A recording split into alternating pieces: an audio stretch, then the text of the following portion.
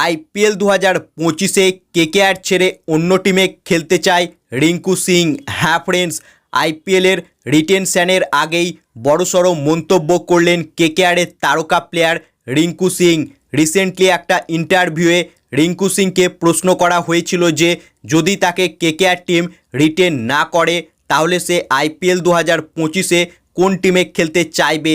সেখানে রিঙ্কু সিং জানিয়েছেন যে যদি তাকে কেকেআর টিম রিটেন না করে তাহলে সে আরসিবি টিমের হয়ে খেলতে চাইবে, যেখানে মুম্বাই ইন্ডিয়ান্স, চেন্নাই সুপার কিংসের মতো সফল ফ্র্যাঞ্চাইজিদের নাম না নিয়ে রিঙ্কু সিং নাম নিয়েছে এমন একটি টিমের যে টিমটি আইপিএলের ইতিহাসে এখন পর্যন্ত কোনো ট্রফি জিততে পারেনি। তবে রিঙ্কু সিং জানিয়েছেন যে যদি তাকে কেকেআর টিম এবছর রিটেন না করে তাহলে সে কিন্তু খেলতে চায় আরসিবি টিমের হয়ে আইপিএল 2025-এ।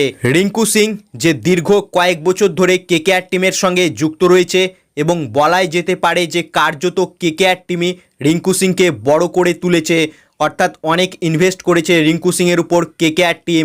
এবং এরপর 2023 সালে গুজরাট টাইটেন্সের বিরুদ্ধে শেষ ওভারে পরপর 5টি 6 মেরে ম্যাচ জিতিয়ে রাতারাতি হিরো হয়ে উঠেছিল রিঙ্কু সিং। এরপর পেছন ফিরে আর দেখতে হয়নি তাকে।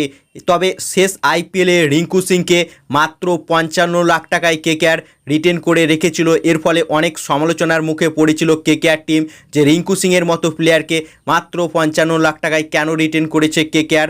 তবে কেকেআর টিম তার পেছনে কিন্তু অনেক ইনভেস্ট করেছে। তবে এখন কি হবে, অর্থাৎ আইপিএল 2025-এর জন্য রিঙ্কু সিংকে কি কেকেআর রিটেন করবে না তাকে রিলিজ করবে, সেটা একটা প্রশ্নচিহ্ন রয়েছে। তবে রিঙ্কু সিং ইন্টারভিউয়ে জানিয়েছেন যে যদি তাকে কেকেআর টিম রিটেন না করে তাহলে সে কিন্তু আইপিএল 2025-এ আরসিবি টিমের হয়ে খেলতে চাইবে। তবে আমার মনে হচ্ছে যে কেকেআর টিম রিঙ্কু সিংকে রিটেন করে রাখবে পরের বছরের জন্য। সো ফ্রেন্ডস, রিঙ্কু সিংকে কি কেকেআর টিমের রিটেন করে রাখা উচিত না রিলিজ করে দেওয়া উচিত? তোমাদের কি মতামত এ বিষয়ে তা কমেন্ট করে জানাও। এবং কেকেআরের ফ্যান হয়ে পরের বছর আইপিএলেও রিঙ্কু সিংকে কেকেআর টিমে দেখতে চাইলে ভিডিওটিকে করো লাইক এবং আইপিএল ও কেকেআর সম্বন্ধে আরও খবর পাওয়ার জন্য চ্যানেলকে করো সাবস্ক্রাইব। ধন্যবাদ।